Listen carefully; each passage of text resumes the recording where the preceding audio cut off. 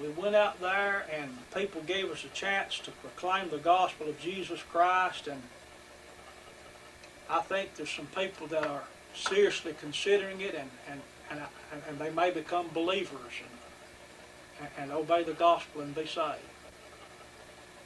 But rather, he would say, we're just about ready, we're just on the verge of planting the church there. I think my time's just about out on this tape. I'm going, hopefully, Lord willing, I'm going to come back with another tape, and I'm just going to go right on through this, just case after case after case, so I can try to show you the way that I thought about the church and what people today think about it, and how I'm convinced we are digressing more and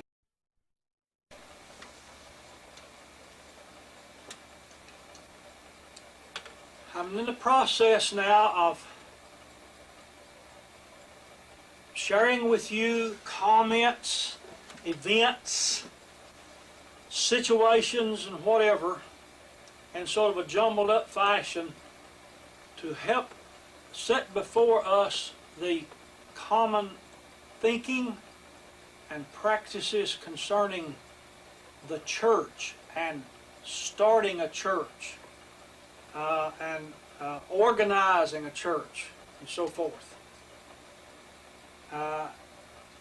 And the attitude that people have toward what is commonly called the church. I've got a note right here. It says, I can remember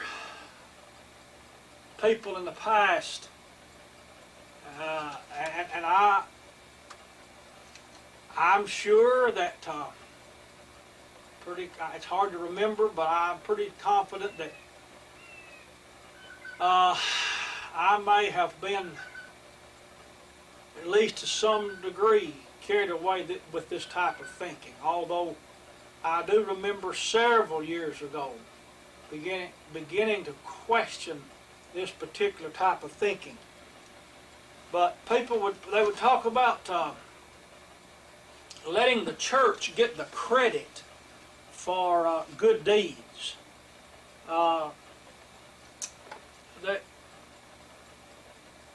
They would say, now, if you're going to do something, you need to, if you want to give some money to help the poor or whatever you want to do, you need to put that money in the collection plate at the assembly of the church, and then let the leaders decide what they're going to do with it, and then that way the church will get the credit for it. And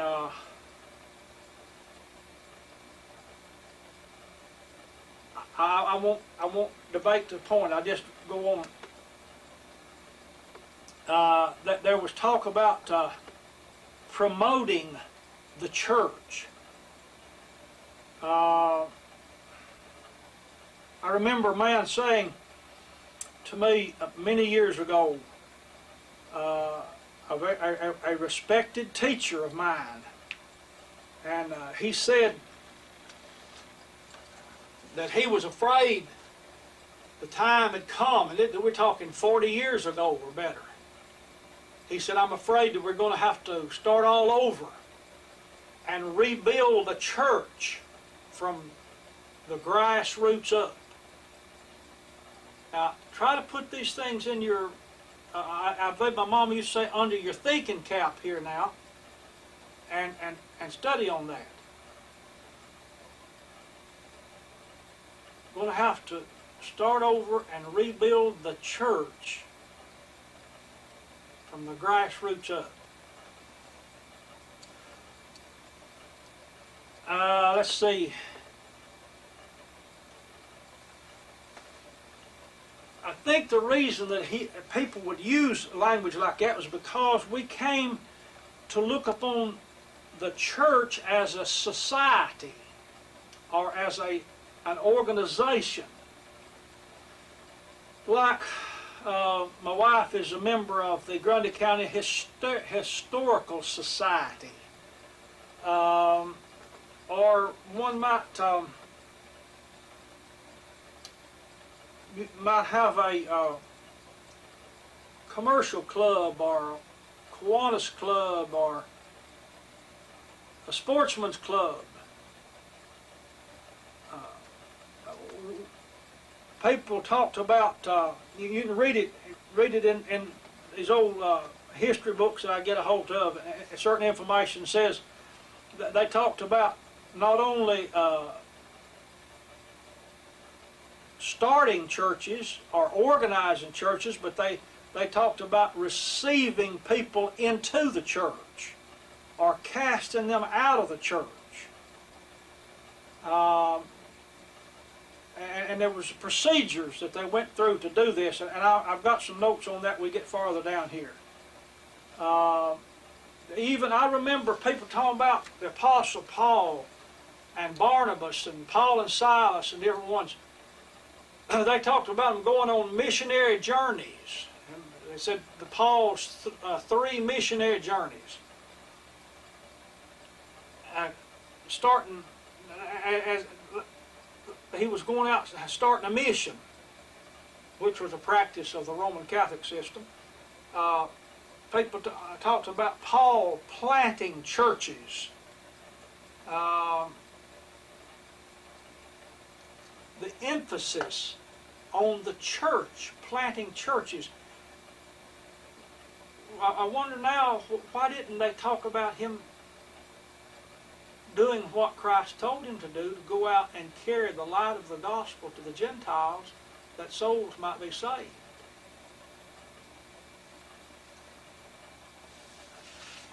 Let's see what else we got here.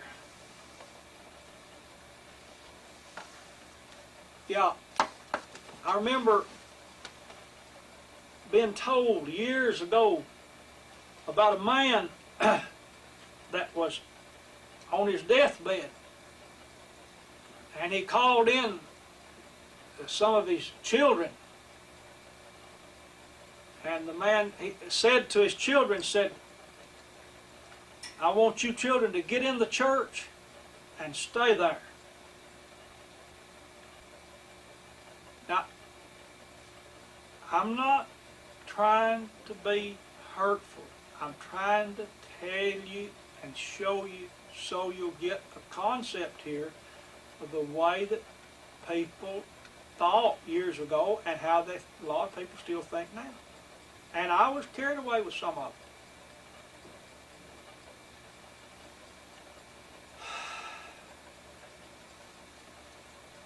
I believe I used to have a chart on a bed sheet, I believe, to hang up in front of a crowd. And I believe, I'm pretty sure it had some drawing on it, and talked about being Noah and his family having to get in the ark in order to be saved from the flood, and how that the Israelites were told by God to stay in the house and put the blood on the post and the doorpost and the lintel, so that when the angel of death, whatever you want to call it, came through, take the lives of the firstborn, they wouldn't perish. And then how that Paul there was on the ship in the storm on the sea, and some of the people were about, he told them, said, nobody's going to be lost, we're going to be all right. They came up on this island, they was about to run aground the ship. Some of them were about to jump over out of the ship, and Paul said, unless you stay in the ship, you can't be saved. You'll perish in the waves. And then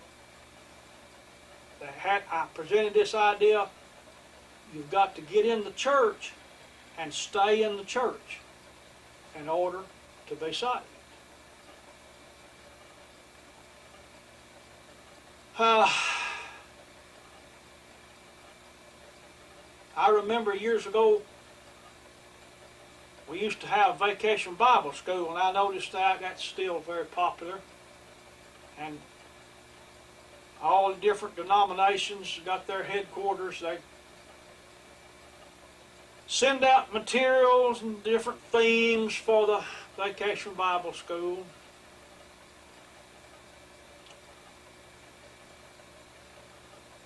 I remember one where they had, the theme was that the church and Christ were inseparable.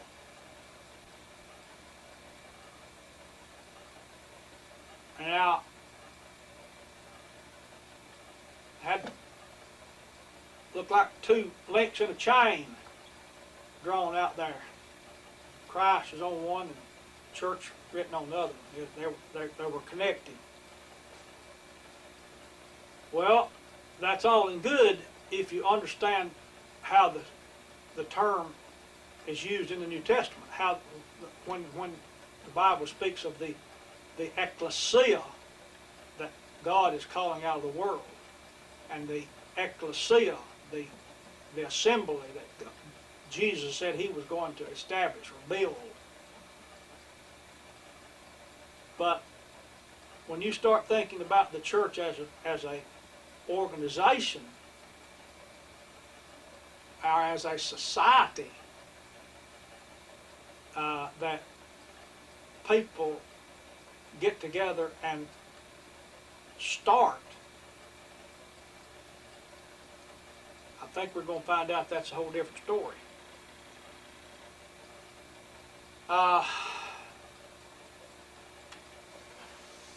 I observe and hear of cases where, I'm thinking of one now, where a local preacher was voted out.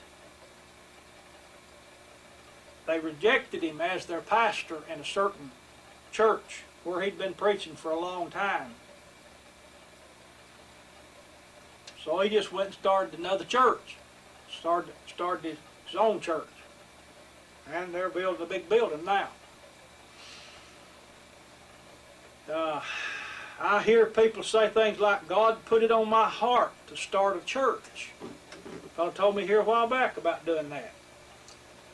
He went and found a piece of land and bought that. They built a nice building on it. Started the church. He's honest and sincere as he could be. I can take and show you out over in Warren County right now, where a few years ago a very considerably wealthy man there in the county got a piece of property out there on the main highway and just started building a great big building. And as far as I know, didn't have over a handful of people that were even meeting with him, and no telling how many, quote, churches of Christ there were are already in existence, and how many buildings that they had. He built a great big church building there, put a sign out in front of it, started holding services, we used to call it. And I wouldn't doubt it. I wouldn't doubt that the man didn't think he was doing a great thing. But he started his own church, the way I figure. Best I can say. Let's go a little farther.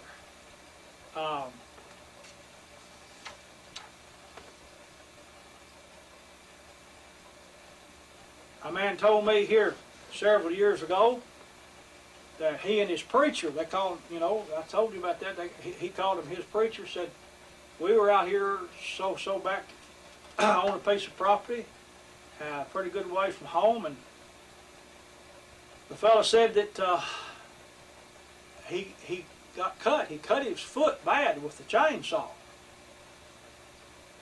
And he said, well, me and the preacher there, we just had church right there. And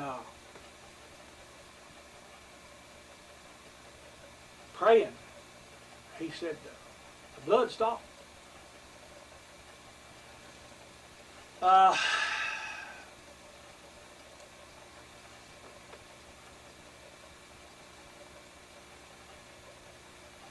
I have people say to me,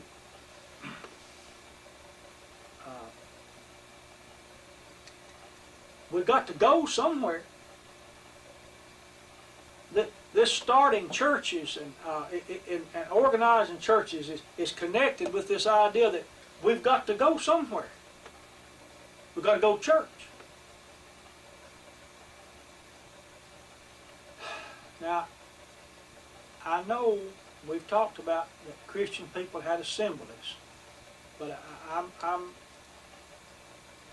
on a different trend of thought here. I'm just trying to pour all this out before you and let you kind of wade through it and see what impression it's going to have on you. And then we're going to try to turn to the scriptures and see what we can learn about it. I got to thinking about this several weeks ago, and I got on the internet. Now I began to do some searching, and I typed in some things like organizing the church, or how to start your own church. First one thing another. Y'all do that sometime. I think you'll be amazed.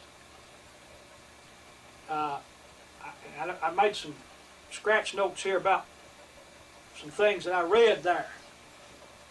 Got on one site, they were talking about the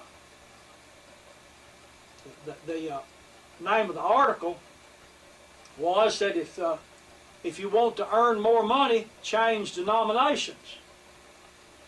And then reading down below, I found out what they were saying was they had done surveys of different Protestant denominations, as to some of the major ones, to see what they paid their preachers, and said the Presbyterians paid more than anybody else.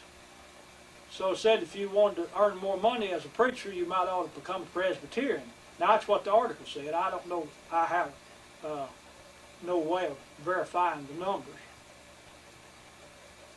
Now I found a site there where it says that these people would, for so much money, they'd send you some forms and some written policies. Said it would help you to know how to call a pastor, they said. Then they talked about developing a culture of stewardship in your church. He said, if you're going to start your church, said to be sure you make giving an intrinsic part of the life of your church. And one of them I read said, when you start having meetings of your new church you're starting here, said, start calling on the people to give on the first meeting or two. And start talking about your future church. And we need this collection for our future church. You can have your own opinion about that. Another thing they said organizing the church board. Said that a healthy, organized board is essential to any church.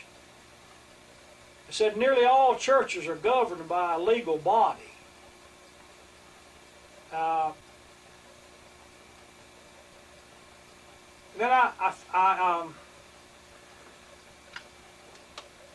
found another place on the internet that they call themselves the Universal Life Church Ministry. And you can get online your own ordination papers from these people.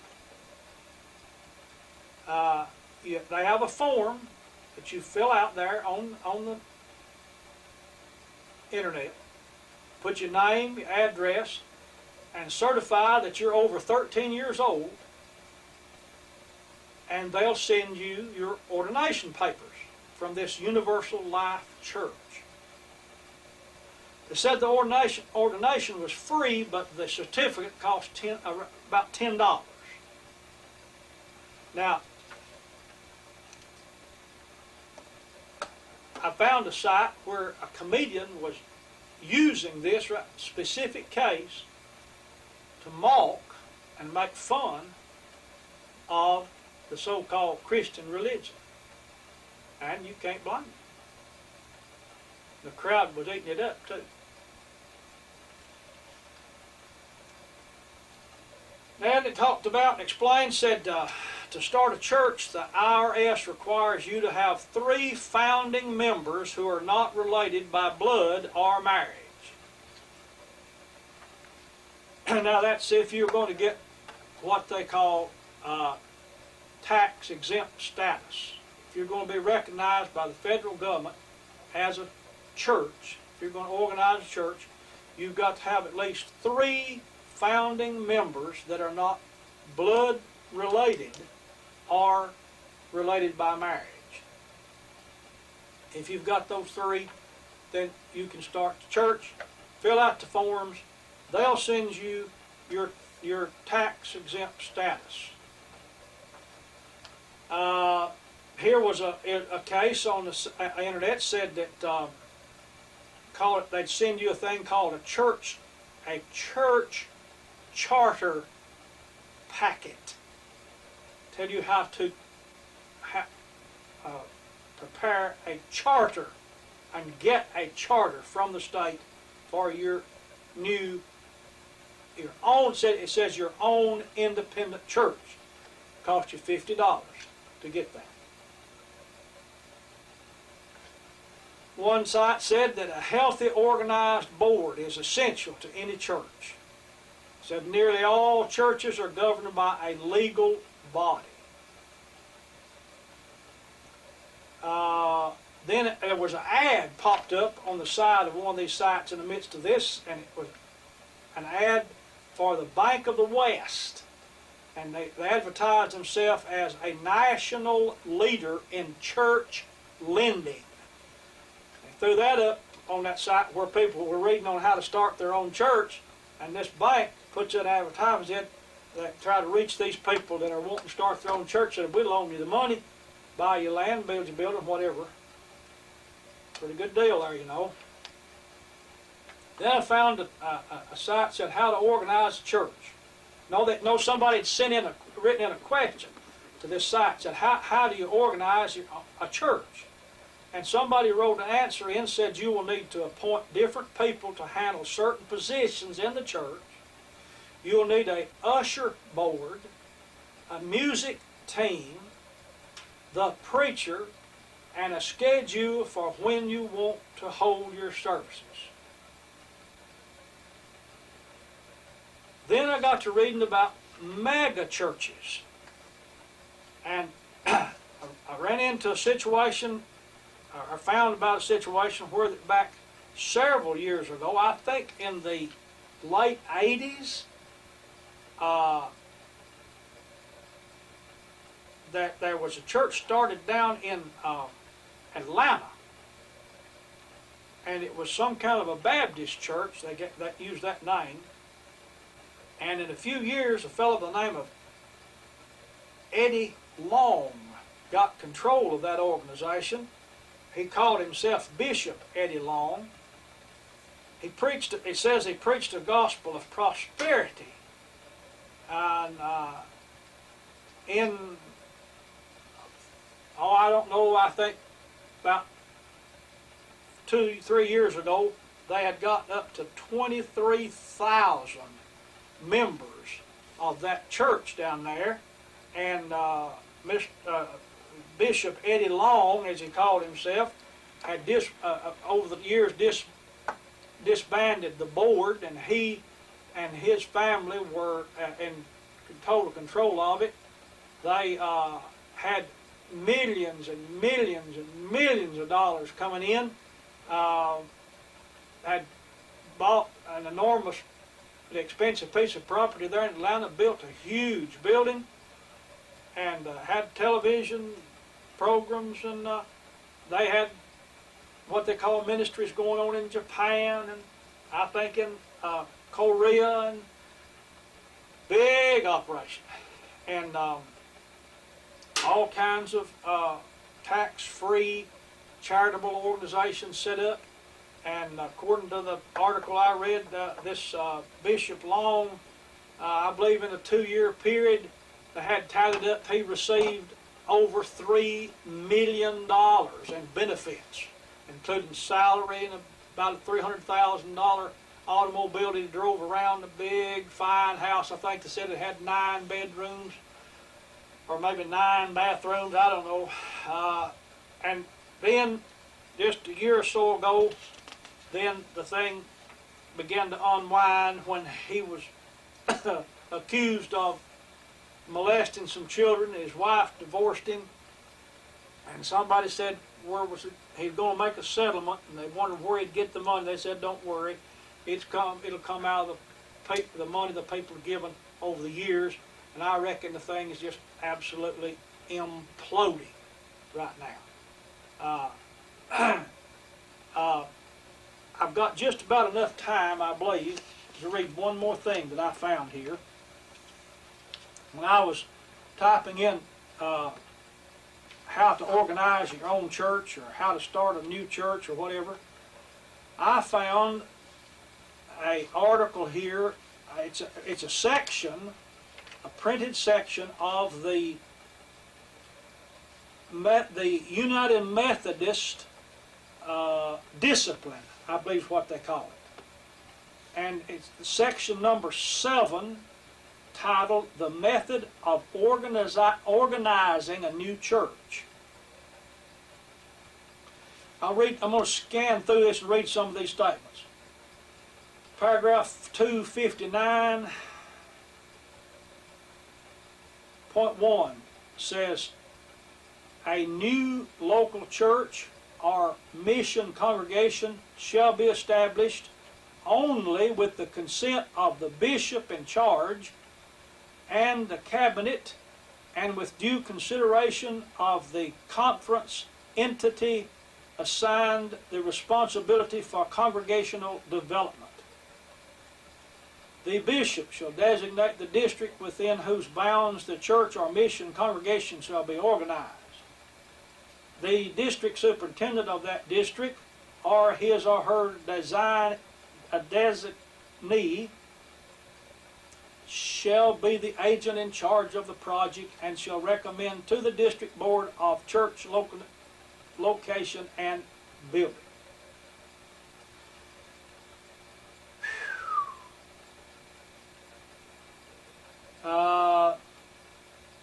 I'm going to skip down and not read any more of that for right now. See, I don't see the rest of it.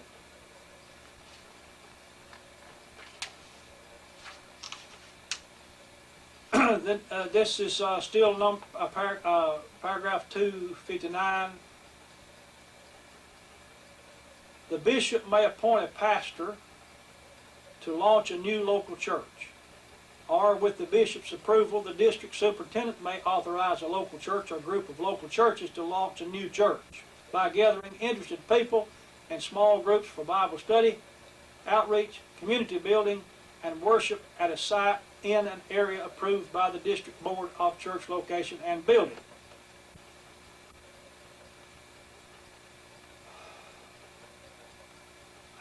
A pastor of the United Methodist Church, while serving as the pastor of a new church prior to the convening of a constituting conference, may receive a person into the membership of the United Methodist Church under the conditions of paragraph 217. When a person is received as either a baptized or professing member, the pastor shall send the name, address, and related facts to the annual conference secretary for recording on the general membership roll.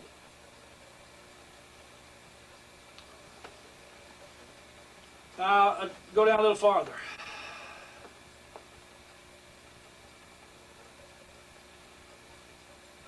When the number of people interested in being charter members of the new church reaches the number necessary to set by the conference to charter a new church, the district superintendent shall call the interested people to meet at an appointed time for the purpose of organizing them into a chartered or organized local church, or may by written